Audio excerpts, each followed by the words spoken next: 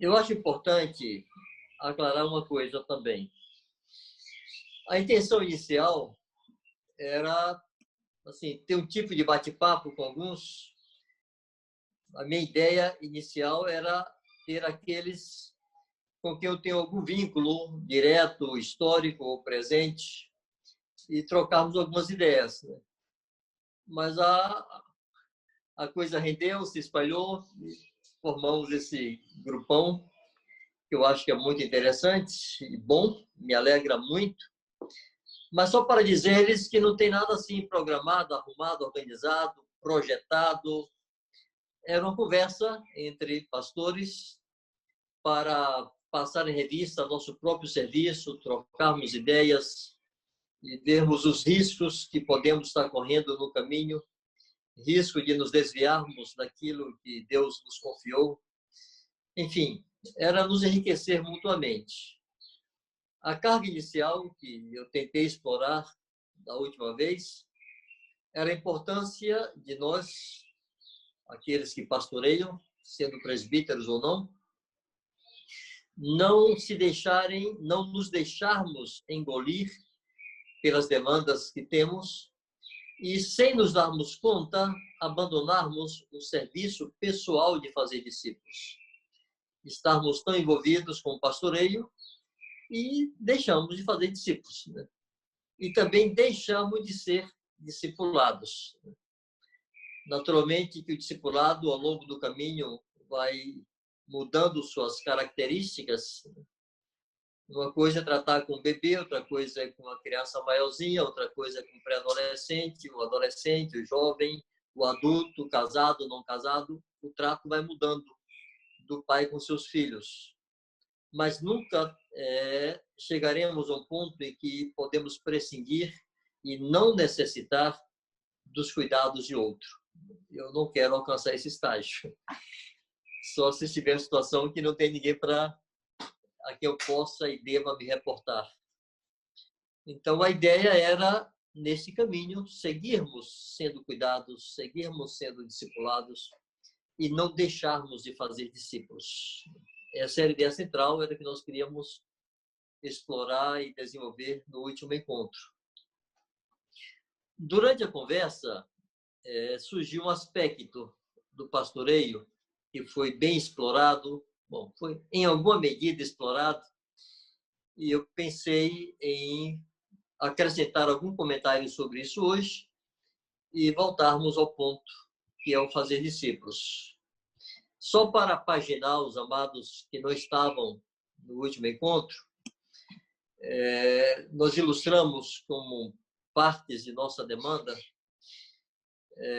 o pastoreio direto das vidas, o cuidado com aqueles que o Senhor nos confiou, o atender às demandas e necessidades e dores do rebanho. Falamos do presidir, no sentido de deliberar sobre a igreja, de dar direções para a igreja, trazer ensino para a igreja. E falamos do correto ordenar, como marcas pastorais, né? A nossa responsabilidade de levar o corpo de Cristo a funcionar, dispor os santos no corpo, relacioná-los de maneira que eles formem juntas e ligamentos e que permitam que o corpo funcione, que o corpo trabalhe, que o corpo seja operante.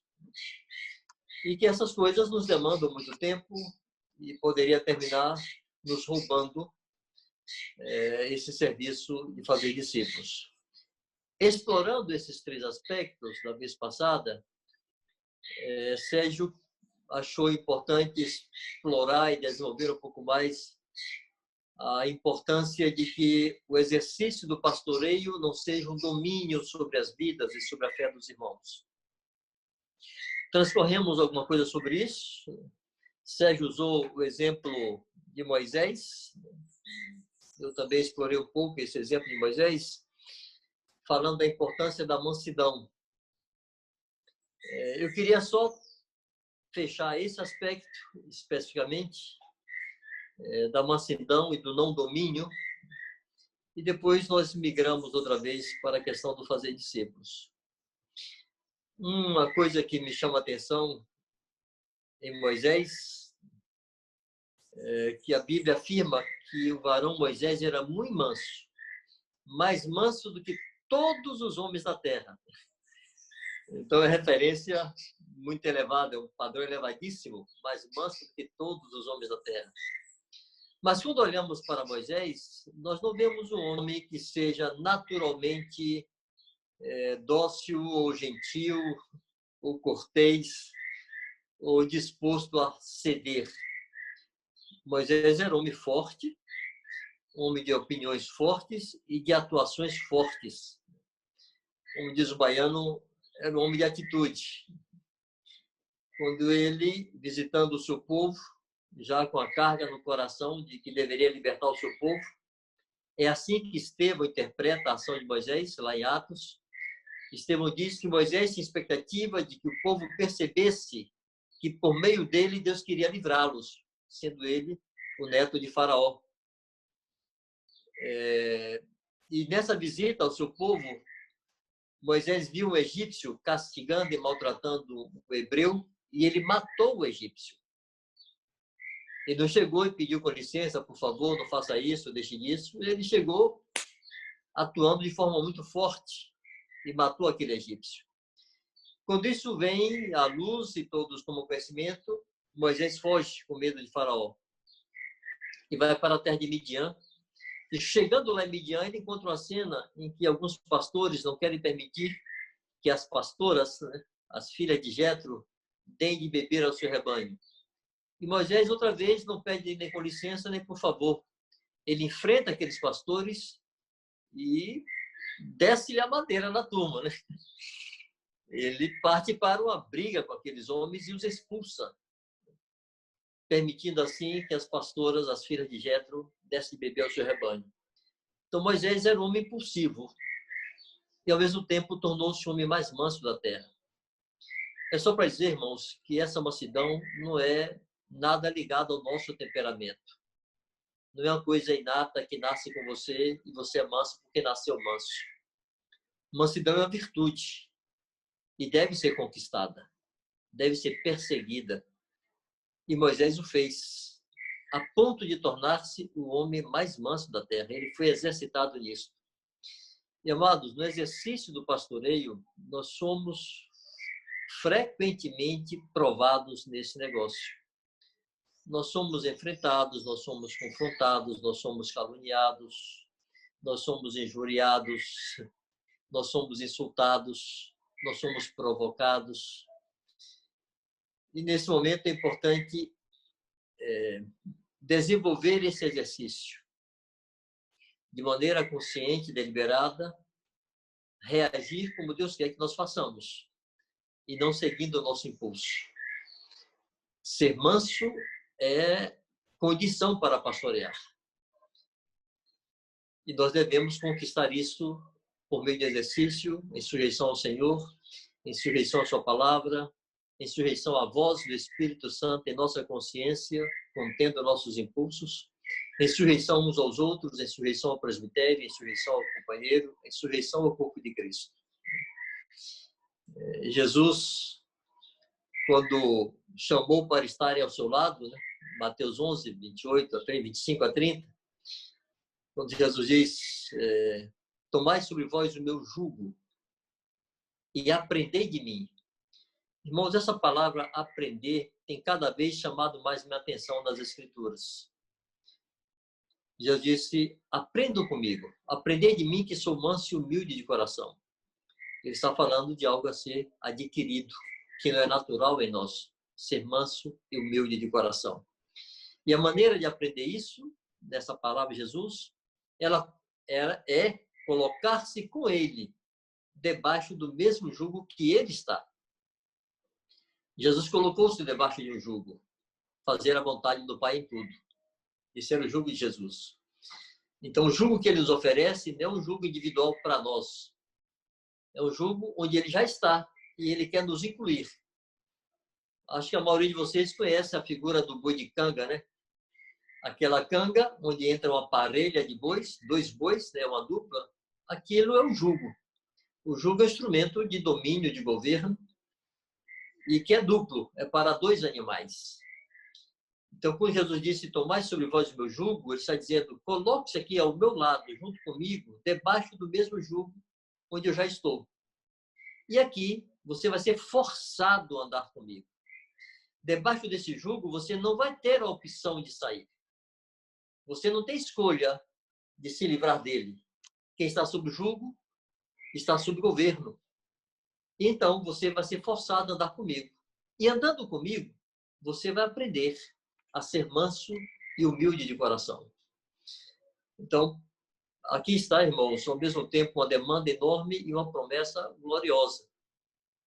Se perseverarmos ao lado do Senhor, se não desistirmos do jugo que Ele nos oferece, Ele está dizendo que nós seremos mansos e humildes como Ele. Em outras palavras, eu diria, o Senhor nos chama, colocando-se em um jugo desigual, Ele nos chama a crescer ao seu lado, até que esse jugo não seja desigual, e sejamos como Ele é. Até que todos cheguemos à medida da estatura de Cristo, sermos homens perfeitos, varão perfeito. Então, eu quero animá-los a conquistarem, a buscarem, a perseguirem essa mansidão que não é inata. Nós não nascemos com ela. Nós vamos persegui-la. E para o exercício do pastoreio, irmãos, isso é indispensável. Olhamos para Paulo, quantas vezes Paulo foi enfrentado e até caluniado. Exploramos um pouco disso da vez passada. E ele disse que quando era caluniado, buscava conciliação. Paulo não se deixava afetar quando a pessoa dele era agredida. Ele fala de perigo entre falsos irmãos. Ele fala daqueles, escrevendo aos Filipenses, ele fala daqueles que pregavam o evangelho com um único intuito: acrescentar tribulação às suas cadeias. Paulo já estava preso, sofrendo, e havia quem pregasse o evangelho por competição, apenas para trazer mais tribulação a Paulo. E essa hora, Paulo tem que ser manso, tem que assimilar isto, não pode reagir a isto de maneira carnal e humana. Eu tenho dito que a vida é curta, mas a estrada é longa. É longa porque tem muitas curvas, né? Dá muitas voltas. E mesmo a nossa vida sendo curta, irmão, nós temos um caminho longo pela frente. As surpresas não terminam. E quanto mais andamos no meio dos santos, mais vamos nos dando conta como a natureza humana é capaz de fazer coisas muito estranhas. Então, precisamos, de maneira consciente, cultivar essa mansidão, nos tornarmos aptos para perdermos, para sofrermos ofensas, para ceder nossos direitos e privilégios, de tal maneira que Cristo seja visto, que em nós opere a morte, para que nele opere a vida. Isso é um discurso, mas isso é um alvo, é um objetivo para nós. É uma coisa que eu pessoalmente tenha conquistado. Eu sei as lutas que eu tenho com a minha natureza humana, mas eu não perco de vista esse alvo e esta meta, esse objetivo de ser como Cristo é. E podermos ser uma expressão do seu pastoreio diante da sua igreja. Pois bem, amados, era só para fechar isto, explorando um pouco mais o tema que o Sérgio levantou na semana passada, de não estarmos tão preocupados com a nossa autoridade, mas estamos preocupados em atender ao rebanho de Cristo. A autoridade foi Ele quem deu, Ele a defende. Ou aqueles que estão ao nosso lado nos defendam, mas não saiamos nós mesmos lutando por nossa própria autoridade e reivindicando-a. Amém? Bom, então, retomemos aqui o ponto.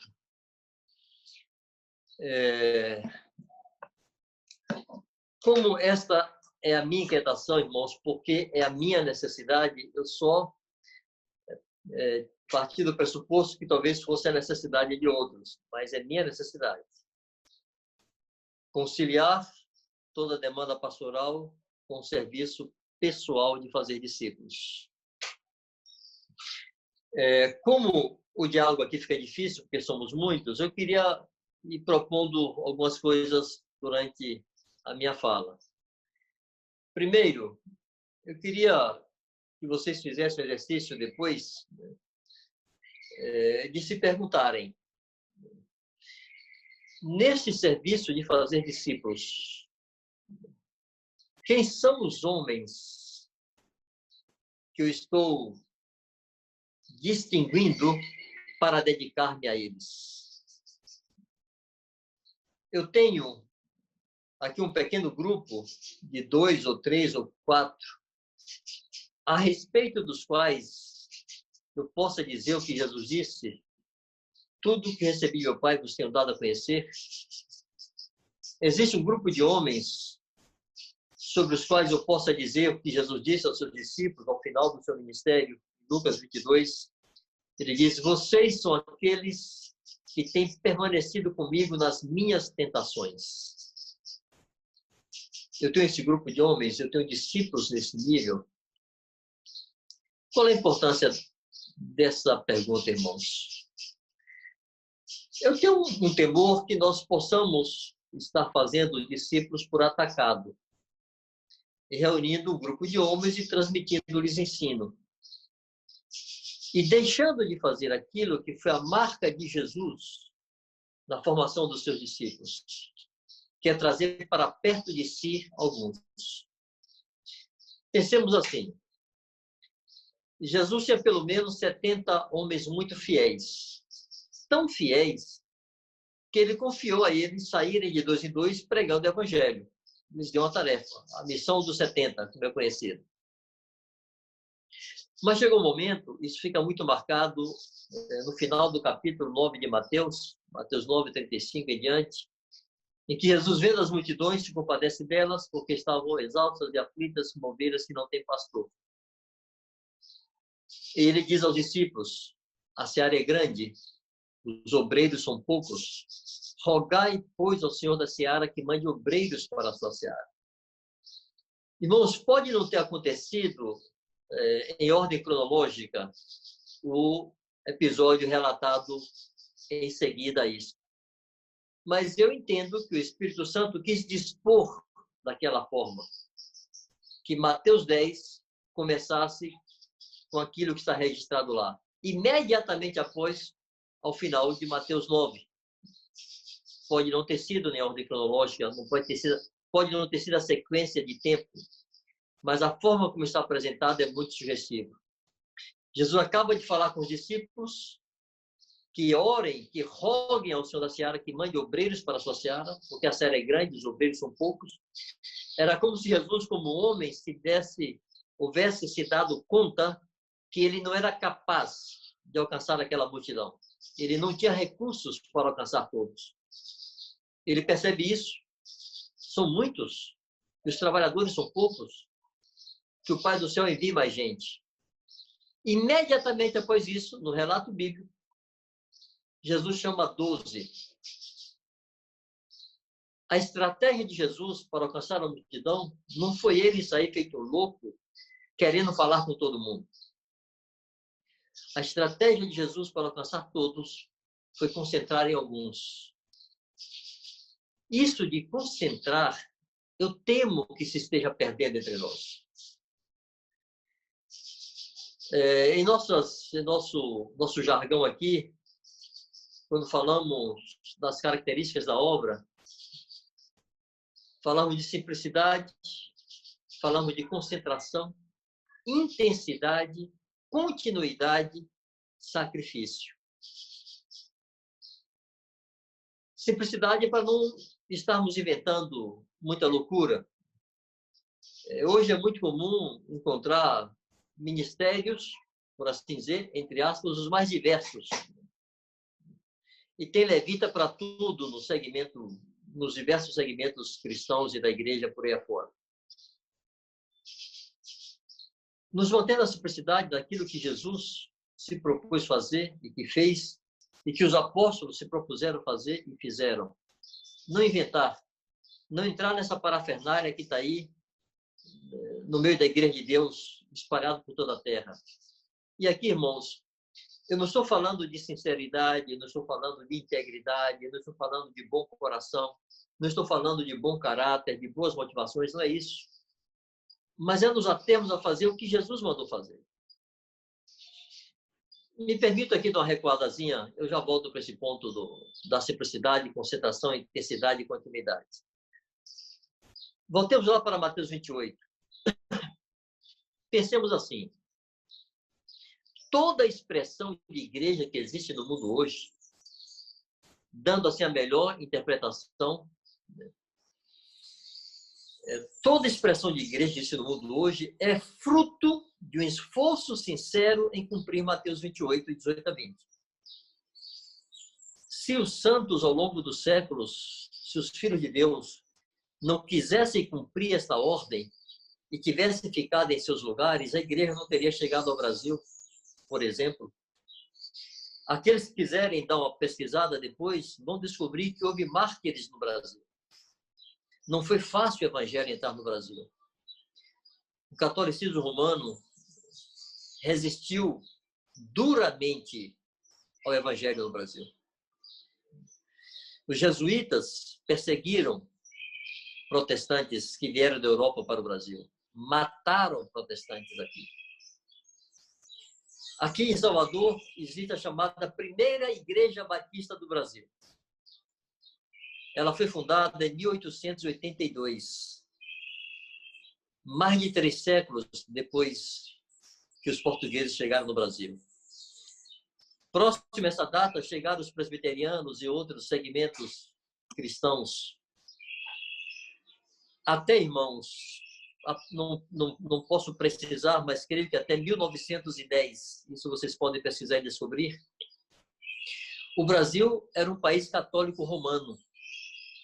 Havia uma religião de Estado.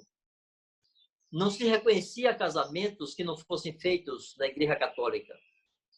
Para protestantes se casarem no Brasil era uma complicação, porque não tinha registro civil fora da Igreja Católica. É como um país muçulmano. Eu vivi em um país muçulmano e é um dilema para os irmãos se casarem lá, porque não existe casamento civil.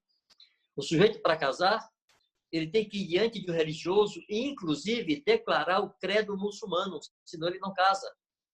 No Brasil é algo parecido com o catolicismo. Não havia sepultamento para protestantes, porque os cemitérios eram públicos, os cemitérios públicos eram católicos. Não sei se vocês sabem disso. Há uma história muito interessante envolvendo Gunnar Wingren, que é um dos fundadores da Assembleia de Deus no Brasil. Ele e Daniel Berg chegaram ao Brasil em 1914 para começar o trabalho das Assembleias de Deus. Aí o Brasil já não era um país católico romano por lei, já era um país laico, mas havia uma tradição católica muito forte ainda. E o Gunnar Wingren saiu pelo nordeste do Brasil, desde o Pará, passando o Maranhão, Piauí, Ceará, Rio Grande do Norte, Paraíba. Foi parar em Alagoas, pregando o evangelho com sua família. E nesse processo, uma de suas filhinhas morreu. Era uma criança, acho que tinha 4 anos. E lhe foi proibido enterrar sua filha em um cemitério público. E ele se procurando um canto aí para enterrar sua filha. E disse, esse povo não merece o evangelho, eu vou embora daqui. E foi nesse contexto de drama familiar que a esposa dele, Frida Wingren, compôs um hino que para mim é um hino de verdade. O hino 126 da harpa cristã. Vocês podem depois entrar no YouTube aí e ouvirem e verem a letra desse hino. É de uma inspiração enorme. Mas só para contar um pouco da história daqueles valentes que nos antecederam. Oi? Conta para a gente aí, por favor. Eu cantando só. Eu não tenho todo de memória, mas uma das estrofes diz que os heróis da Bíblia Sagrada não herdaram logo seus troféus. Você quer que Sérgio busque aí na internet e reproduza aqui? Por favor, pelo menos a letra. Pronto, porque aí ele pode... Eu vou botar... Sérgio, acho que você... Deixa eu promover ele aqui para... co-anfitrião.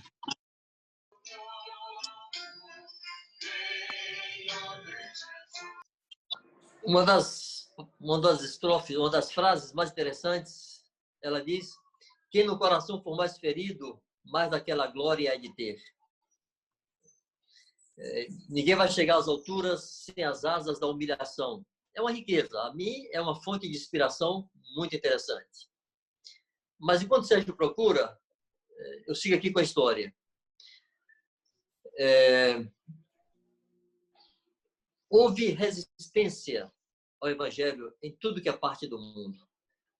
Eu me lembro quando eu estava para o norte da África e tive minhas dificuldades por lá, um irmão me disse: Vanjo, essa porta está fechada, Deus não quer você aí. Se Deus quiser, essa porta estava aberta. Eu disse: meu irmão, as portas que hoje estão abertas foram abertas com sangue de mártires. As portas do Evangelho não se abrem assim por mágica. Não existe um lugar no mundo onde o Evangelho é pregado hoje, com liberdade, que no passado não houve mártires. Não houve que derramasse o sangue ou sofresse perseguições e oposições. Mas, enfim, é só para dizer, irmãos, que com todos os defeitos que a igreja apresenta em suas diversas manifestações, é fruto, toda e qualquer expressão de igreja no mundo é fruto do esforço de alguém querendo cumprir Mateus 28, 18 a 20. Mas cada uma dessas pessoas, e nós inclusive, temos que nos perguntar: o que fazemos, o que estamos fazendo como igreja, cumpre Mateus 28, 18 a 20? A nossa prática igrejeira corresponde ao que estava na mente do Senhor Jesus, ali em Betânia, quando disse aos discípulos: ide, portanto, e fazer discípulos de todas as nações? O que estamos fazendo corresponde àquilo? É o que estava na mente do Senhor? A falta dessa pergunta, irmãos, tem levado muitos homens sinceros e verdadeiros a entrarem por desvios e se perderem. E nós não estamos isentos disso. Não há vacina contra isso. Essa pergunta tem que ser feita a cada dia, durante a marcha. Enquanto caminhamos, temos que nos perguntar: estamos cumprindo aquela ordem? E aquela ordem, irmãos, é muito simples. Façam discípulos. E nós temos que nos perguntar: o que é um discípulo? Isso são coisas que nós podemos explorar ao longo das próximas conversas. É harpa 126, Vanjo? 126. Pronto, Sérgio. Harpa 126.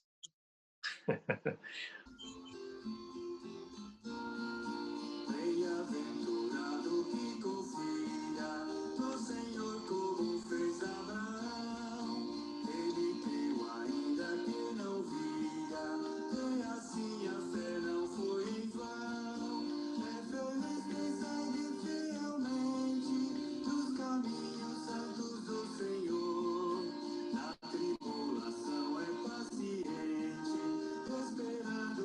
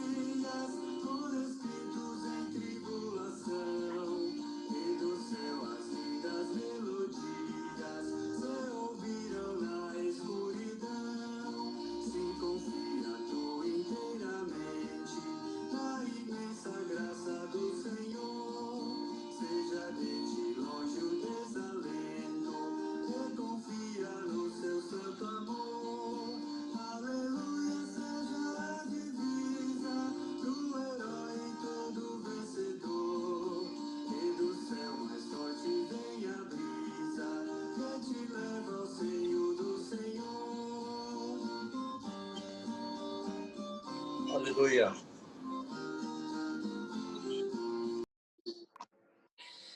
Bom, irmãos, quando pensamos em que momento esse cântico foi escrito, aquele drama familiar que aquele casal estava vivendo, assim, para mim é muito inspirativo esse cântico. Não poucas vezes, em meus momentos devocionais, boto lá a cara no chão e a harpa aberta e vou cantar e chorar esse cântico diante do Senhor.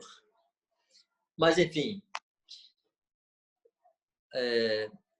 todos os santos que chegaram onde chegaram e plantaram a igreja e fundaram a igreja, estabeleceram a igreja, queriam cumprir aquela ordem. E nós temos que nos perguntar se o que fazemos também corresponde. Não ter o pressuposto que temos a visão correta, o entendimento correto, o que seja. Não, a nossa prática corresponde àquilo. Então Jesus disse, a ordem dele foi muito simples, ir de fazer discípulos. Temos que nos perguntar o que é um discípulo. Porque a ordem é fazer discípulos. Então, temos que saber o que é um discípulo. Depois, batizá-los.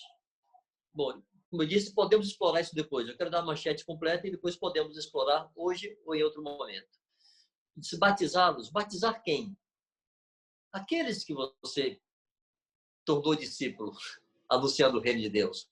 Não se batiza um incrédulo, não se batiza um rebelde, se batiza alguém que se rendeu e disse, eu quero ser um discípulo. A esse se batiza. Às vezes, para provocar, eu digo assim, ó, se batiza discípulos, viu? Fazer discípulos, batizando-os. E depois, ensinando-os a guardar. Guardar o quê? Tudo que eu vos tenho ordenado. Tudo. Irmãos, a nossa estrutura igrejeira, a nossa prática igrejeira, se não está servindo a esta ordem, a este propósito, está mal.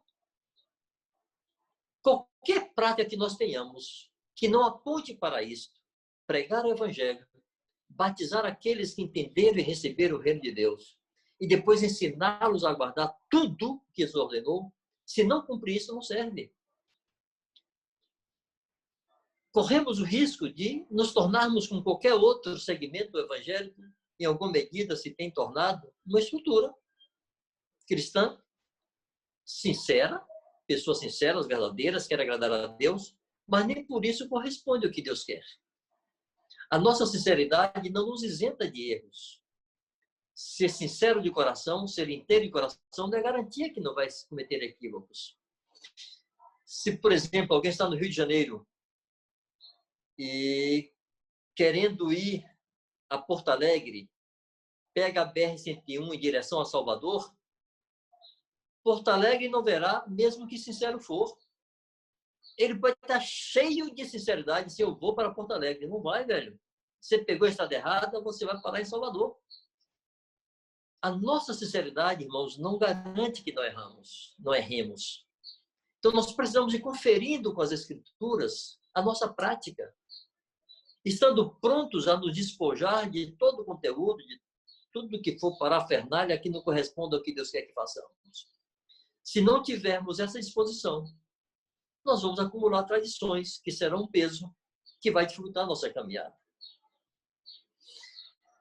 Então, voltando aqui para o fazer discípulos e sobre as características dessa nossa ação, tentando cumprir essa ordem de Jesus, em nosso jargão falamos que a obra precisa manter-se na simplicidade, no inventar, não sei correndo atrás de novidades. Ah, apareceu um profeta ali, vamos ver o que está dizendo. Ah, apareceu um milagrento ali, vamos ver o que ele está fazendo. Não inventar. Jesus e os apóstolos fizeram, façamos. Jesus e os apóstolos disseram, vamos dizer também. Segundo, concentração. Irmãos, é impossível concentrar em 100, em 200. Jesus achou impossível concentrar em 70, ele não podia concentrar em 70. Mesmo sendo solteiro, vivendo só para aquilo, 24 horas por dia, ele não tinha como concentrar em 70. Então ele chamou 12. Jesus pôde concentrar em 12. E nós temos que nos perguntar em quantos nós podemos concentrar efetivamente para fazer um depósito completo, para ensiná-los a guardar tudo o que Jesus ordenou. Percebamos, irmãos, que Jesus não deu uma única palavra sobre a estrutura da igreja. Não tem uma vírgula de Jesus que fale como a igreja deve funcionar. Jesus faz referência à igreja em 2 ocasiões. Ele usa a expressão igreja. Em Mateus 18, quando fala de irmão em litígio com outro, diz: teu irmão pecar contra ti, vai ter ti ele só. Se te ouvir, ganhaste teu irmão. Se não te ouvir, leva 1 ou 2 testemunhas. Se te ouvir, ganhaste teu irmão. Se não te ouvir, leva-o perante a igreja. Se não ouvir também a igreja, considera um gentil publicano. Aí fala de uma ação da igreja, mas não está falando do funcionamento da igreja. Jesus não falou de presbíteros, de presbitério, de diáconos, de igreja nas casas, de juntas e ligamentos, não falou nada disso. Todo ensino de Jesus aponta para o nosso comportamento pessoal e ministerial, mas aponta para o individual, o que cada um de nós tem que fazer. A planta da igreja, quem trouxe foram os apóstolos, inspirados pelo Espírito Santo. Foram eles que falaram de presbíteros e presbitério, foram eles que instituíram diáconos, foram eles que falaram da igreja nas casas, foram eles que falaram de juntas e ligamentos. Jesus fala de igreja nessa ocasião e fala naquela conversa com Pedro, em Mateus 16, que ele diz: sobre essa pedra edificarei a minha igreja. Ele é o cabeça da igreja, ele é o poder da igreja, ele é a vida da igreja. Mas a forma da igreja funcionar, nós vemos esse modelo nos apóstolos. Então, nós precisamos buscar não fugir dessa planta e não fugir desse modelo. Não perdermos de vista que a ordem de Jesus era fazer discípulos. Por isso, eu quero repetir a nossa catequesezinha, né? Simplicidade e concentração. Concentrar em quantos? Aqui, irmãos, nas propostas de questionamentos que temos que nos fazer, eu preciso que vocês se perguntem, eu lhes peço que vocês se perguntem, porque eu estou me perguntando. Jesus concentrou em 12. Em quantos eu posso concentrar e efetivamente reproduzir tudo que eu recebi de Jesus? Então, se perguntem, quantos eu posso, de fato, em quantos eu posso concentrar? Estou fazendo isso? Se não estou, quando vou começar? E com quem? Percebe, irmãos, que quando nós somamos os relatos, os 4 relatos do Evangelho, em um deles diz que Jesus passou a noite orando no monte e, ao descer, elegeu 12. Foi um critério de Jesus. Há outros critérios que podem ser usados, mas orar para que Deus nos oriente. Eu não quero deixar a coisa tão espiritualizada, tão subjetiva, tão abstrata, né? Dependendo da revelação direta de Deus, mas não excluir esse ingrediente, a orientação do Senhor. E em cima dos relacionamentos que cada um de nós tem, buscarmos quem são os homens em quem vamos concentrar. E colocar isso como uma coisa imperativa. Eu estou, irmãos, tentando fazer aqui agora, esses últimos dias, né, meses, o mesmo que eu fiz em 1988. Eu tinha 28 anos de idade quando ouvi falar sobre fazer discípulos. Eu me desesperei, porque eu me dei conta que essa era a ordem de Jesus. Esse negócio caiu na minha cabeça. Jesus deu uma ordem. Eu não estou cumprindo. Eu estou pregando o evangelho, eu estou pregando para a igreja, eu estou batendo de porta em porta, estou distribuindo folheto, estou pregando nas praças, estou recebendo drogado em minha casa, estou indo nas favelas, estou indo para as cadeias, estou indo para os asilos. Tudo isso fazíamos em nossa mocidade. Mas eu não estou fazendo discípulos. Eu pensei assim, irmãos, não tem ninguém a quem eu estou ensinando a guardar tudo o que Jesus ordenou. Então, eu estou faltando com a ordem de Jesus. Eu quero repetir, irmãos, eu tinha zelo, talvez mais zelo do que eu tenho hoje. Tinha disposição ao sacrifício, eu fiz em diversas medidas, mas eu não produzi o fruto que era necessário produzir. Eu não estava formando discípulos. Então, hoje eu estou tentando trazer para a minha cabeça outra vez aquela nota de urgência, de coisa indispensável. fazer discípulos. Não quero me contentar que é uma obra extensa da qual participo, estou pastoreando junto com outros. Não. Além de tudo isso, quem são os discípulos que eu estou formando? Como posso desafiar outros a fazerem discípulos se eu não os estou fazendo? Como posso inspirar outros? Como posso ser copiado, imitado por outros se eu não estou fazendo? Então, se eles não me imitam, quem vai imitá-los a eles? Percebe que ao longo do tempo as gerações vão enfraquecendo. Essa ordem perde a força, porque os presbíteros não enfatizam isso na sua vida pessoal. Isso não se reproduz. Não significa, irmãos, que tem que assim, pegar um discípulo do zero e fundamentá-lo, não. Não é isso, não. Tem ao seu lado discípulos maduros a quem você está formando, mas que esteja formando discípulos, ensinando-os a guardar tudo o que eles ordenou. Exato. Alguém segura Isaac aí. Simplicidade, concentração, intensidade.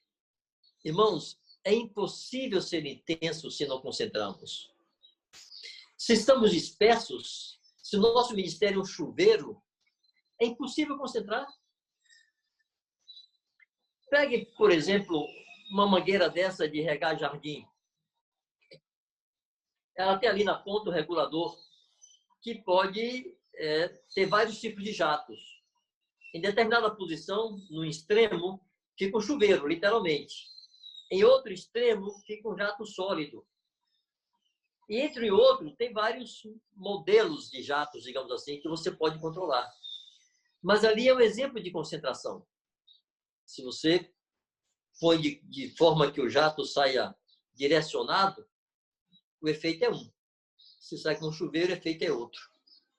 Aqui é impossível falar disso sem recuperar aquela figura que está naquele livro... me fugiu o nome do livro, tão famoso, tão conhecido, O Discípulo, de Carlos Ortiz, uma figura muito usada por Ivan Baker em suas conversas conosco também. E segundo alguns, essa figura é originada em Ivan, e não em Ortiz, mas enfim. Que é a figurinha do encher as garrafas. Vocês conhecem a ilustração? Colocou lá algumas garrafas no chão, foi dado a alguém o encher aquelas garrafas. O sujeito sobe de um pódiozinho, de um tablado, e com a mangueira tenta encher aquelas garrafas. Ele consegue molhá-las, mantê-las refrescadas, mas poucas gotas de água caem dentro da garrafa. A um outro foi dada a mesma tarefa. Ele pega garrafa por garrafa e vai enchendo uma a uma. É um exemplo de concentração. Ivan falava que se nós pegarmos uma mão cheia de areia e jogarmos de vidraça, aqueles grãos de areia vão se dispersar e não vai causar nenhum efeito na vidraça. Mas se você colocar em cola e concentrá-los, você transforma em uma pedra capaz de romper um obstáculo. Nós não podemos concentrar em uma multidão, irmãos, em muitos discípulos. Podemos servir a muita gente, podemos servir a uma multidão, e Jesus o fez. Mas ele concentrou em 12, e nós temos que concentrar em alguns. Concentrando, podemos ser intensos, podemos ir fundo na vida das pessoas, podemos conhecer a fundo a vida de alguém, se estamos concentrados nele, se relacionamos com ele, se andamos com ele. Podemos ser conhecidos por alguém que anda conosco. Ou isso se transforma apenas, irmãos, em conceitos e assim definições ministeriais, ou se transforma em estilo de vida. Eu disse para vocês semana passada que ao compartilhar isso aqui, eu estou me impondo uma alavanca de pressão. Estou me obrigando a fazer isso de alguma forma. Eu tenho orado a Deus, eu tenho me perguntado como é que eu vou conciliar. Não tenho respostas muito claras não, irmãos. Mas há que fazer das tripas coração, mas eu preciso voltar a fazer discípulos. Ter homens cujas vidas eu acesso, cujas vidas eu conheço, cujas vidas eu posso ter alguma intromissão e mostrar-lhes a Bíblia para ele, mostrar-lhes o conselho de Deus e mostrar-lhes o mandamento de Jesus e querer que eles cumpram isto e ter um relacionamento tal que me permita ter intervenções. E na minha vida a mesma coisa, alguém que o faça comigo.